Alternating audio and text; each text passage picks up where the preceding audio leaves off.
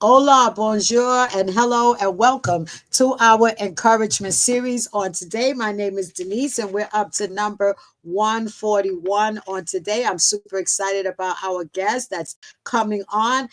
We've had people, electric people from all nationalities, all walks of life, discussing things from their political perspective, which a lot of people need to take a look at. We've also had ministers come on here and minister to you.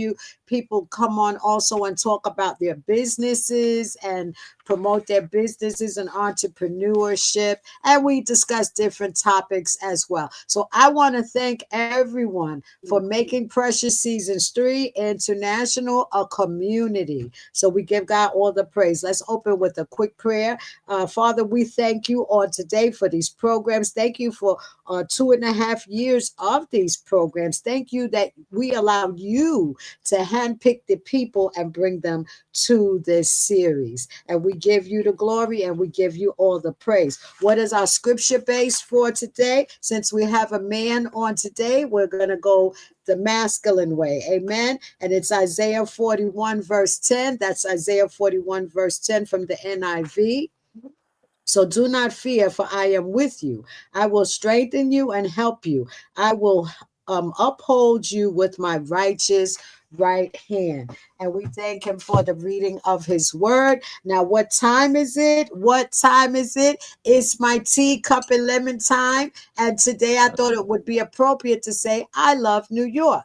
So we love New York, everybody. And this is our cup for today. I love New York. Have a great day, everyone. Okay, I want to like and subscribe to our followers on YouTube. Like and subscribe. It gives me a great pleasure, and I'm humbled to introduce this man. His name is Stephen Gillan. He is the director of political affairs, and his topic today, which is super wonderful, he wants to discuss common sense contracts, and he wants to talk about talk to poll watchers who want to become poll watchers and how you can get involved. So let's welcome Stephen and just thank him for coming on, taking the time out of his busy schedule to come on our program today. You have the floor, Stephen. Thank you so much. Yeah, thank you for having me. And yes, my name is Steve Gillan. I'm Director of Political Affairs for an organization called Project Civica. We are a statewide nonprofit 501c4. And we started Project Civica with the intent to get civic action in play. We all sit back and we think that our politicians are doing the right job for us and they'll take care of everything. But then again, we all sit around and complain because they don't. All right. So, and the reason is, that we see it is we have to get involved. That the average person that is, struggling because of policies that are put into place and so forth, and promises that are made to us, and nothing ever happens to improve the average person's life. We see that, big time in New York. We have so many policies that are taking place with we only have, one party rule in Albany and in New York City. So it becomes an issue that you really don't have a say in the process. So what at Project Civica, we've been around for, going on 2 years. And we feel we train people to get involved in many different areas. We do a lot as far as just teaching people how the process works, how government works, and what is our responsibility as citizens to actually participate in the process. We can't sit around and complain if we don't do what is our right. I mean, Ben Franklin said it best. He says, when asked the question, what type of government did you give us? He says, it's a republic if you could keep it, ma'am. Unfortunately, in the past, 20, 30 years, we've sort of not participated. The average person doesn't. And there's reasons why. Everybody lives a busy life, and we understand that. However, our republic, we have to fight for it if we're going to keep it as it has been for the last 250 years. So Project Civica, gets involved in a lot. All right. And one of the issues that we're getting in that we're doing right now, one of the initiatives is called the Common Sense Contract with New York City. And basically, what it is, it's seven specific pledges of very important issues to the average person. I don't care if you're Democrat, Republican, conservative, liberal, it doesn't matter. Because we're all living under a system that doesn't really look out for us per se. So we developed, and back in 1994, Newt Gingrich from the Republican Party created what was called the Contract with America. And what it was 10 specific pledges that the candidates went out and supported and signed a contract saying, if you elect me, I will address these issues. Okay. And by signing the contract, they're committing to doing that. So we feel at Project Civica, I took that whole concept of the contract with America and says, why can't we use that in New York? Why can't we put down the issues that are concerning us, that are impacting our lives every single day? Why can't we get a politician to say, you know what? I'll address those issues. I will sign a contract and say to you that I will do these things and address if you come out and vote for me. Voting is, if you look at the last time we had a mayor's election in 21, only 22% of New Yorkers came out to vote. Now, how can we say that we have a representative government if, in fact, the people that are out there that we want to represent us, we don't go out and make our issues known to them and then hold them to those issues? So, the Common Sense Contract with New York are seven specific issues, and it was developed based on I got 10 candidates that were running for city council. And I sat down with them for a couple hours. We hammered out what they feel based on out there talking to the electorate, what they feel the most important issues facing America, not America, but New York City right now. And then we came up with seven pledges. Now, it's not just, what I'll do is just quickly go over what the pledges are and basically read it to you so because it's a difference in saying you're going to address something. All right. Instead, we want you, and I'll go with the first one, is illegal immigration.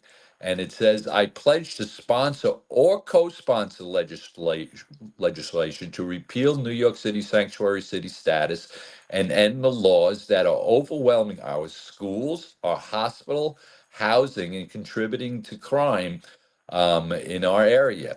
The failed policies have already cost taxpayers over $6 billion, money that should have been used to help our own struggling citizens. Instead, we must protect public safety and public services for New Yorkers first, ensuring every family has a fair access to education, healthcare, and housing.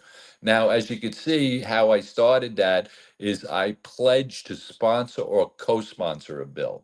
And the reason I have that in there, it's because we want to be able to hold these politicians responsible. If they want your vote and they expect you to get out and come out and support them and vote for them, we want to hold them to a standard and say, this is what you're pledging to do. The second one is crime and law and order.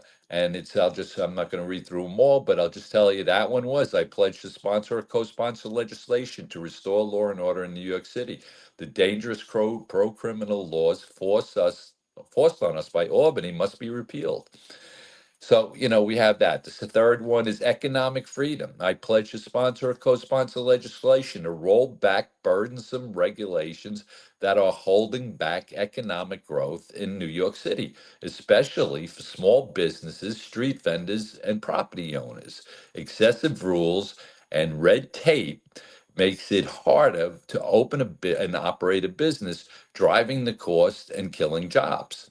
So that was number three.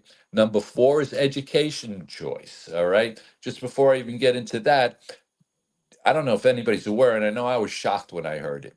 We're spending in New York City $42,000 per student. All right, just think about that for a minute. You could send a first grader to any college in the United States for $42,000. You can have private tutors at your house, but that's what we're spending as a New York City government. All right, and that's insane. So the next one, educational choice. I pledge to sponsor or co-sponsor legislation to expand private and charter schools and create a full school voucher program that gives family real choice in education. Too many New York City public schools are failing, with only 40% of the students proficient in reading, according to state data. By empowering parents through school choice, we could give our children a brighter future, free from broken bureaucracies. We must put families first. All right, so that's a very important one, because if you're spending $42,000 on a student, you want to be able to say, you know what, my child is not getting educated. All right, they're just falling behind all the time, and we're spending $42,000. Give me that money, and I will put my child in a school where they will get a good, solid education. When you compare the numbers between New York City public schools and charter schools and private schools, religious-based schools, the children are up at 87, 88%. So why are we spending all that money? All right. There's a reason that's happening, is because there's so many hands in the pot, fingers in the pot, that it's damaging to the kids, but yet we don't get them educated. And then the next one is parental rights. All right, a pledge to sponsor or co-sponsor legislation to protect and strengthen parental rights across New York City. Parents must never be stripped of their rights without due process, and there must be full transparency in special education and child welfare proceedings. From services in school to custodial decisions, parents deserve to be recognized and supported as the primary advocate for the children, all right, for their children and their future. Again, very important. We know the court system a lot of times just reacts. Parents don't have a say in the matter, and it wrecks the child. And then the next one, six, is local control. I pledge to sponsor and co-sponsor legislation to stop the so-called City of Yes plan, which may sound positive, but threatens to override local zoning laws. The top-down approach would silence neighborhoods' voices and force oversized development in already crowded communities, which would strain schools and infrastructure and public safety. Nearly 70% of residents opposed upzoning without real community input. We must protect local decision making and preserve the charter and stability, at the character and stability of our neighborhoods, not hand control over to unelected bureaucrats. And then the last one, which is very important, just a quick numbers here again. All right, New York City's budget this year, $115 billion for New York City. All right, the state of Florida, the whole state, their budget is only $118 billion. How the heck is New York City spending the same amount of money, not New York State, New York City spending the same amount as the whole state of Florida? All right. New York State budget's even worse. 257 billion. And Florida has more land and more people than we have here in New York State, but we're more than doubled their budget. So when we look at these things and we say, why is this happening? All right. So, number seven is financial accountability. I pledge to fight wasteful spending in every category. No more political payoffs or backroom deals draining taxpayer dollars. The city's new $115 billion, 2025 budget may be record breaking, but it also contains billions in questionable allocations and cost overruns that hit all of us in our pocketbooks. I will support every effort to scrutinize these budgets, demand financial discipline, and ensure every dollar is used to strengthen public services, not prop up insiders. It's time to put New Yorkers first and to restore accountability in City Hall. So those are basically 7 pledges, and we have 15 candidates, including Denise, that have signed this and says, you know what, you come out and vote for me. This is what I will address if I get into City Hall with the City Council. So I do. 15 city council candidates that are running. Now, it's so important that we get control with people with just basic common sense policies.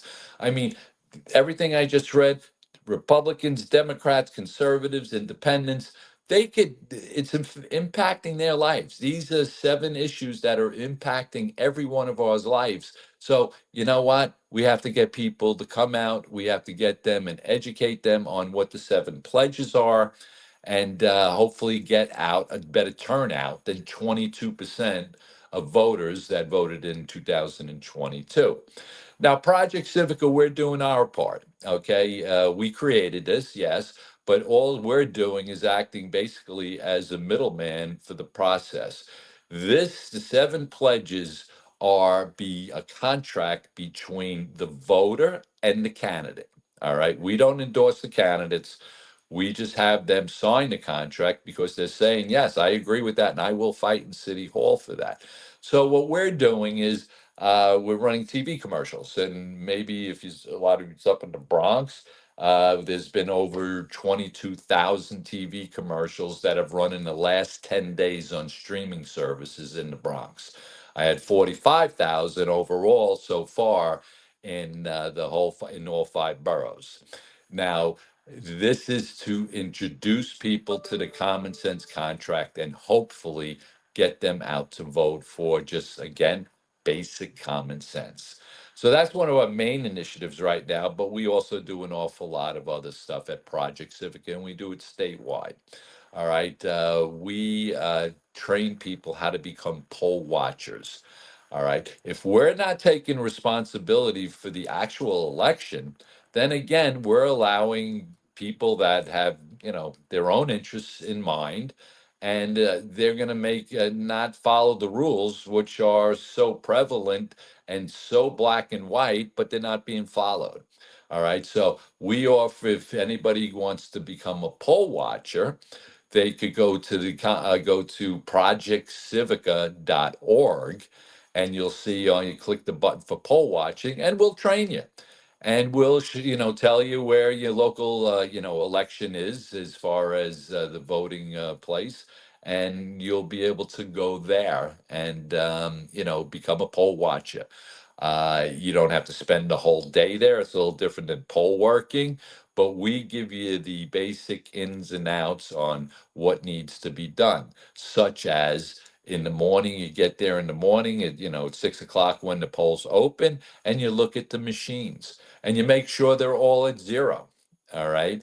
And then you go back at the end of the night and you go and you see what the count is, and you can see exactly if in fact those numbers match what are on the poll pads. It's what you sign when you go in there, and what's on the machines, because we know that that's not always the case from technical breakdowns on the machines and so forth. But if we don't have our eyes on it, no, nothing's going to ever happen. So what Project Civica is doing with all the people that go out and poll watch, we had poll watches in 2024 in 26 counties around the state. And when an issue arose, they called, and then our people were able then to contact the Board of Elections and say, hey, this machine's not working, or hey, the polls didn't even open at 6 o'clock yet. We've had last time in 24, we had situations where that happened. It didn't even open up at 6 o'clock when it's supposed to. Now, by not doing that, you're impacting people that are working every day that want to go vote in the morning before they go to work. So we need to have eyes on it, but Project Civica is willing to, train you to do that.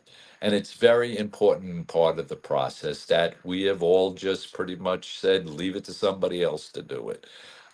We can't have that attitude. We're also going to be training people on what's everybody's probably familiar with Turning Point. And unfortunately, what happened with Charlie Kirk just recently getting murdered is so horrible.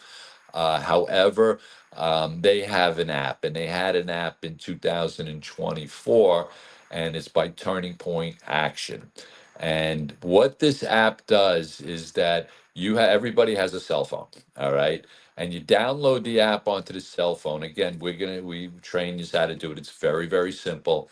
And the way it works is you could be sitting there watching TV, and you could open up the app and hit one button, and it'll give you 20 people that are low propensity voters in your neighborhood. You could press a button and you could send them a text and remind them that elections is taking place, early voting is taking place, or election day. Did you get out to vote? You don't necessarily have to be partisan, as far as whatever, political affiliation you are. It's getting people involved in the process, because we know how important that is. And we know the lack of that has put us in the situation that we are today. And in Project Civica, we also have a research department. And what we do is every month we get the New York State voter rolls, the brand new rolls. And we have our researchers go through them, and the anomalies that we find are terrible.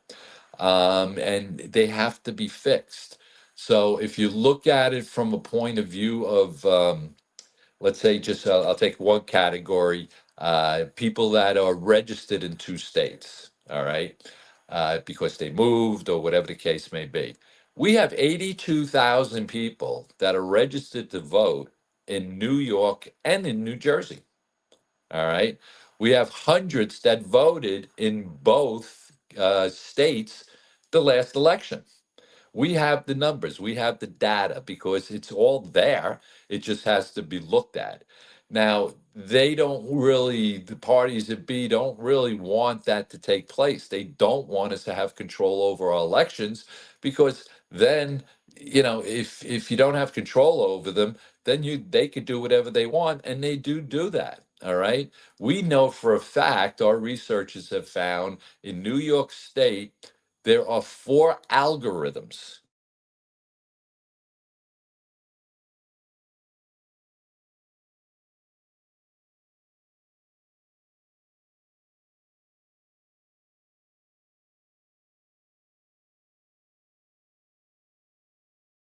Hi everyone. I don't know what happened with Steve and I don't know history. I don't know if it's a problem with his link, but the information that he was sharing today was really phenomenal. And we need to have this information so we can know how to move. So many people tell you what to do, but they don't instruct you and give you the valid information that's needed. So I'm grateful for Steve taking the time to come on here and discuss information that is valid, and also shows you how to go about it, willing to train you, and he's taken the time to let you know. So I think this is a great episode, and for those of you that are absorbing it and soaking it in, this is super great. Okay, let's give Mr. Steve about 60 seconds and see if everything is rectified. All right, thanks. Just hang on a second. Great.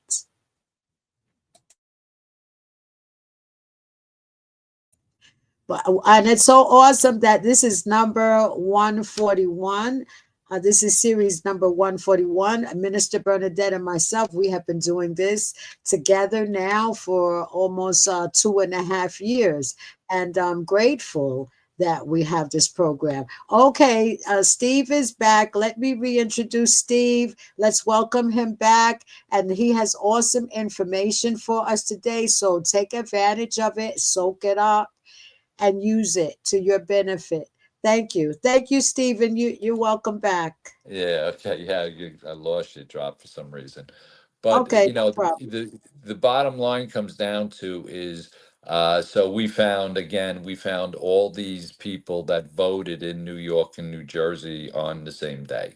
So what Project Civica does, and what we're doing, is that we bring these people, because we have the proof. I mean, we have the voter rolls, we got that they voted, where they voted, what time, either they did absentee ballots or in person, whatever the case may be.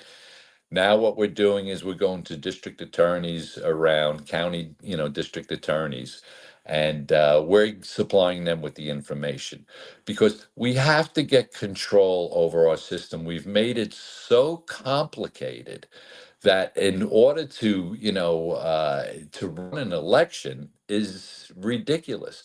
I mean, if you look how, and I'm sure everybody's aware of it, sometimes we don't get the results for a week or two. All right, of all of a sudden mail-in ballots are coming in after. Well, this is happening, that's happening, all sorts of things are happening, only because we're not doing it simply like so many other countries. You take France for argument's sake. They do their voting in one day with paper ballots and hand count it. They threw out all their machines, they got rid of them.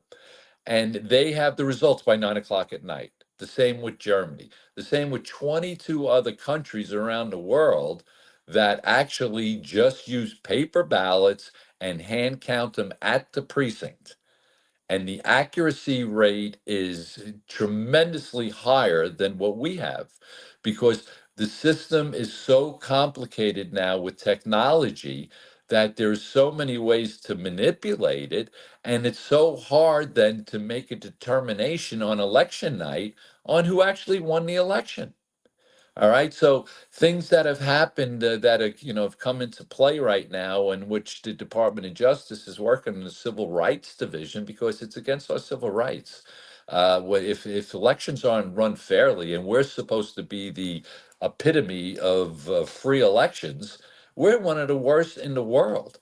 I mean, even China and Russia have a better system than we do. Not that they give the proper results. I mean, because you could still manipulate the results if you're a communist country.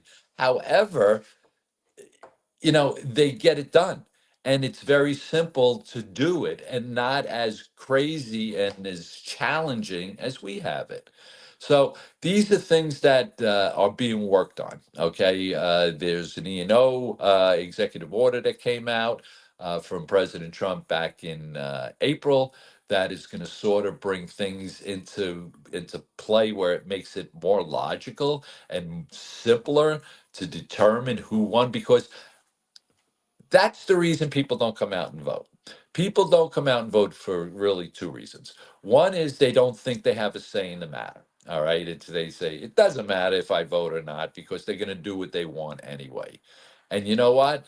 That is true to a point. But if you're not involved, you can't, you can't complain about it. If you get involved in the process, be it becoming a committee man for either party, if people are familiar with the committee man process.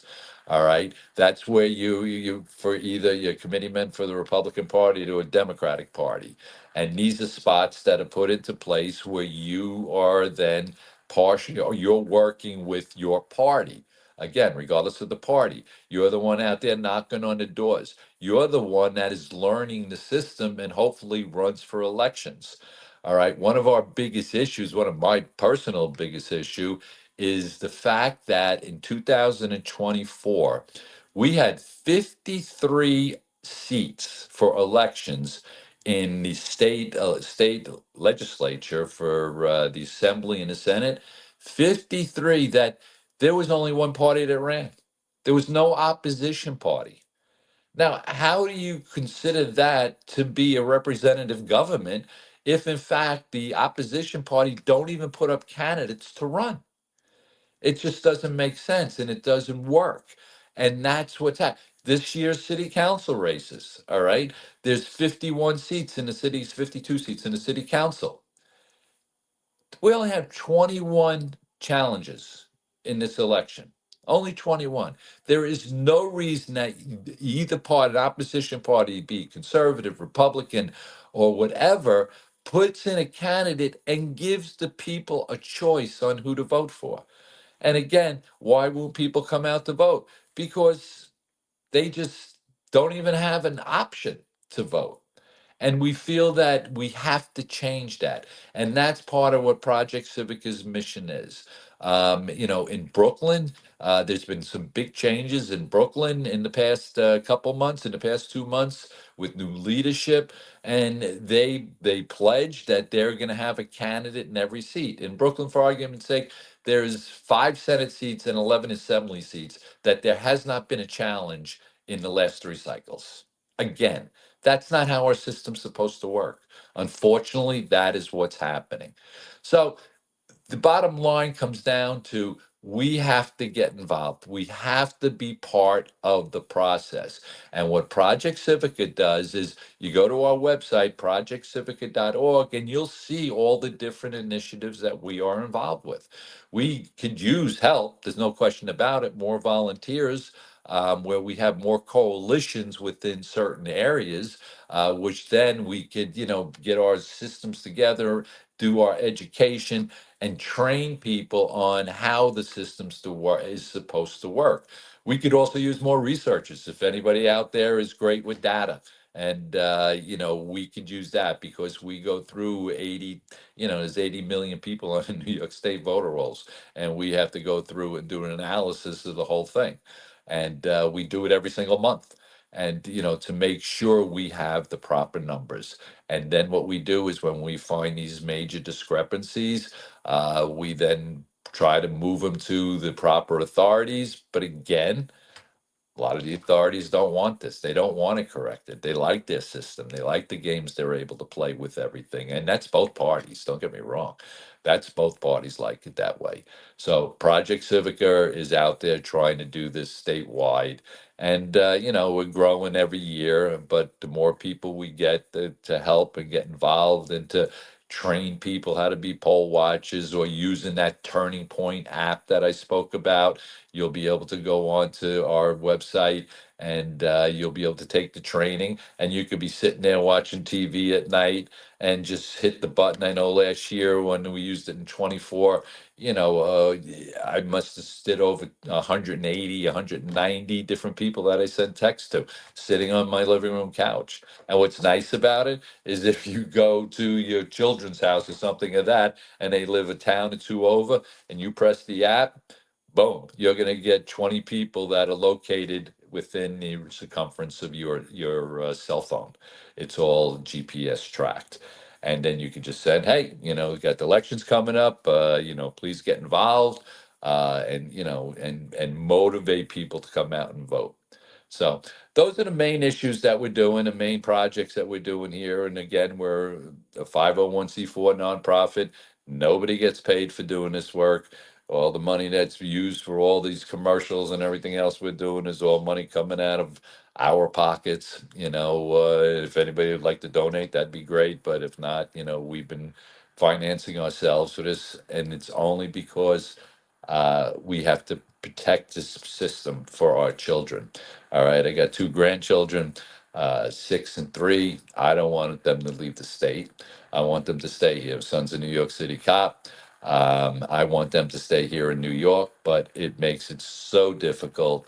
I have two other children that have left the state because of, how you going to buy a house? How are they going to get involved? So if we have to fight for New York, and that's what one of our slogan is, the fight for New York is on. And Project Civica, we're more than willing to teach anybody that wants to join, to get involved in these initiatives and make a difference. Make a difference for our children and our grandchildren. So that's where we're at. And, I hope that people get involved. So that's about all I got there, Denise. Still This there? was awesome. I wanna thank you so much. Very informative, and I believe a lot of people will watch it and walk away with something, and hopefully take it a step further to roll up their sleeves, do the work, That's right. and get involved. I was blown away when you shared the whole voting process. They do it by paper, like common sense is it so common. I do a TikTok and the name of it is common sense is it so common, so we're on the same page, right? Right, So right. but I was blown away by that. And look at that, the simple process, but it gets the job done. It strips all the negative things that, I mean, if you're gonna fix something, you're gonna fix it. But you don't have all the negative stuff with it. You know what I'm saying? So Right. I think Exactly. that is incredible. And I believe that We should push that and start that back again in the United Yeah, States. we have we train people to do the ballots to sit there and hand count the ballots. We've probably trained 100 people around the state last year. Not that it's gonna be situation that'll jump up and automatically change before 20s, before the 26 elections. However, we want to get people ready to do that work because it's the only logical way to go. The I agree. machines don't work. I mean, just quick, and again, I don't want to take up too much of your time. Take your Um, time. you have these machines that are out there now that are like the biggest machines that are out there. Okay, Suffolk County just paid $34 million for these machines. Now, the machines, according to the E&O from the president's office, is that you cannot count the ballots by using a barcode or a QR code. All right. These new machines that are so much money, they're twice the cost of the regular machines. Now, what they are, they're like ATM machines. So just think about this logically. Right now, when we go to vote, we go there, we sign the poll pad, and they print out a ballot for us. We go to our little privacy booth, and we could take as much time as we want. We sit there and we look at the propositions on the back, and maybe we're not sure who we want to vote for, and we spend some time, which you should do. Spend some time to know what who's running and what these initiatives are on the back as far as ballot positions and so forth. So now what we do currently is we go into our privacy booth and we take our time and we read that stuff and say, okay, I'm going to vote this, this, this, and this. Then we go over to a scanner and somebody puts it in a scanner for you and you're out of there and done. The new system, the new machines that come up are like an ATM machine. So just think about it this way. When you're at a bank or something like that and you go up to an ATM machine, you got to wait to the person in front of you. Now think about the lines, okay? Now what's going to happen, instead of somebody going to their own little privacy booth where you may have 30 or 40 of them in the gym right there, and you got 30 or 40 people taking their time, doing the right thing, reading the information, and then you just go over and you slide it in, boom, boom, and you're gone. Now everybody will be standing in front of a machine trying to decide who they want to vote for, the lines behind them. They used them in Pennsylvania in 2024. They had 7-hour lines, 7 hours to go vote because of using these machines. Now, yet you have counties in New York State and New York City's looking at it where they're going to buy these machines twice the cost, not even considering the E&O order, like I mentioned, that you will not be able to tabulate any election data from a vote using a barcode. So now Suffolk County just spent $34 million on machines that they're not even going to be able to use. Nassau County's looking at them. The city, the five boroughs are looking at them. But this is how crazy it is because they think it'll be faster to sit there and use like an ATM machine. Now, just look at your guys' ballots in the city for this coming election. You're going to have 5 referendums on the back. You're going to be sitting there reading all 5 of those referendums, deciding if you want to vote and if you want to vote yes or no on these referendums. Besides all the other races that have taken place, you're going to be spending at least 4 or 5 minutes at the machine at best, comparatively to now where it's 10 seconds to slide your results into the election machine. And look at the lines we even have with those. So now add these other machines into play, and what are you going to have? You're going to have a disaster in the elections if these machines come into play. And the fact is that according to New York state law, all right. Any election place that it's taking more than a half an hour for a person from when they get on the line till they walk out of the building, it's the responsibility of the Board of Elections to either get more people there or bring more machines. Now, again, just look at it logically, like I explained it as far as people are going to be standing in front of the screens 4 or 5 minutes instead of 10, 15 seconds. Just think how that's going to add on, and we'll be standing in lines. And what happens when you stand in lines?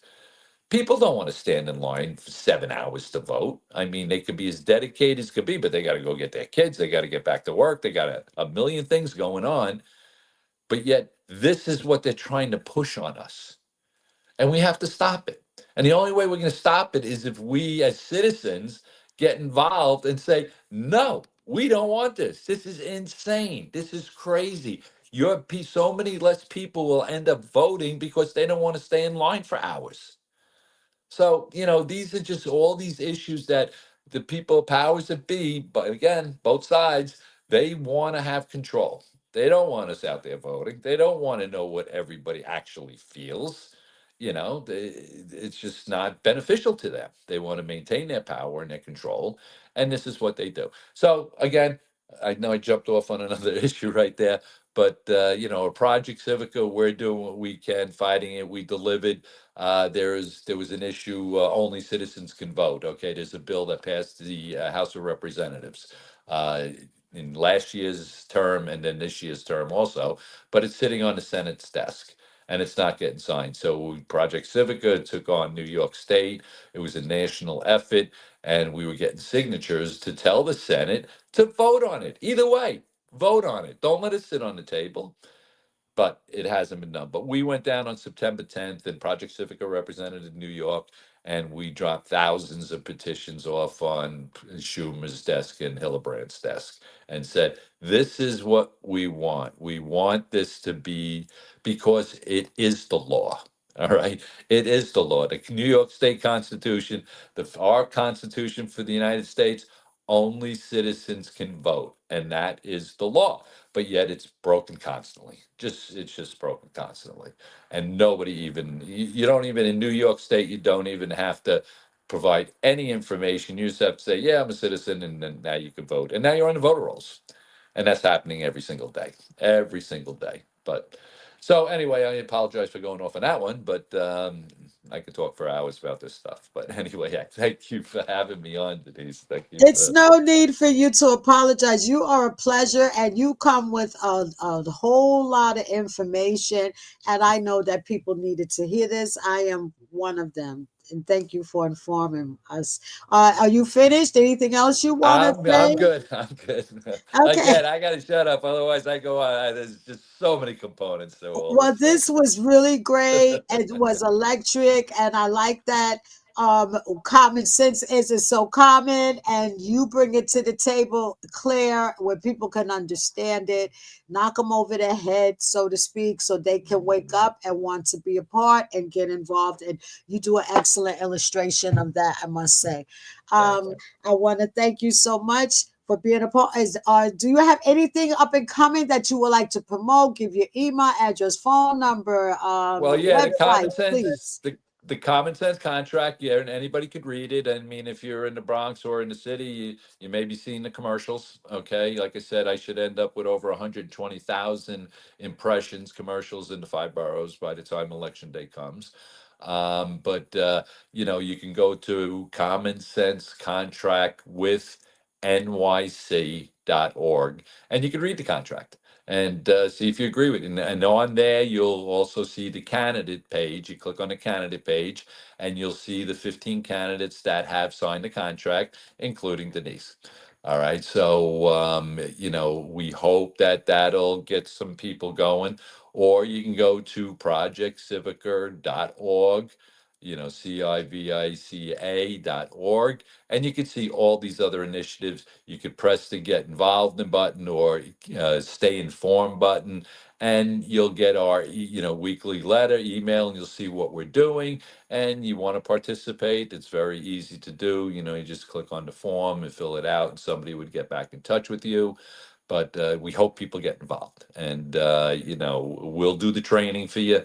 We'll teach you how to get involved. We'll educate you in all these different areas, and then we have a say. Then we have a say. Again, regardless of the party, we want to have a say, not the politicians that have lied to us forever. So, all righty. was excellent. Very, very good. What do we have coming up? We have coming up our encouragement series. I can't believe we're doing this for 2.5 years already.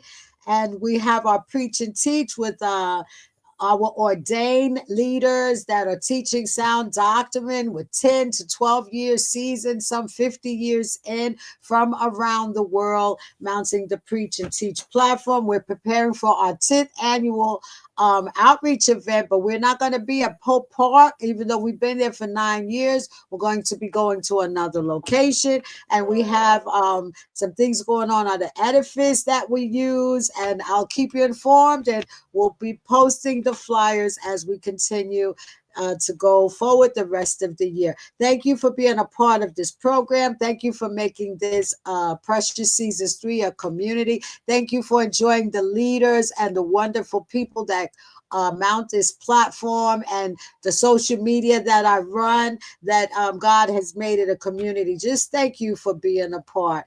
And let's close with a quick benediction, if you don't mind. And our benediction for today is very pleasant. It's 2 Corinthians chapter 13, verse 14. All benedictions are pleasant. Let me say that. Okay, 2 Corinthians chapter 13, verse 14. And it reads, the grace of the Lord Jesus Christ and the love of God and the fellowship of the Holy Spirit be with you all. Blessings to everyone. Steve, you're a pleasure. Thank you for being a part. I would love to have you on again, if that's okay, at a later date. We'll discuss it So, down the line.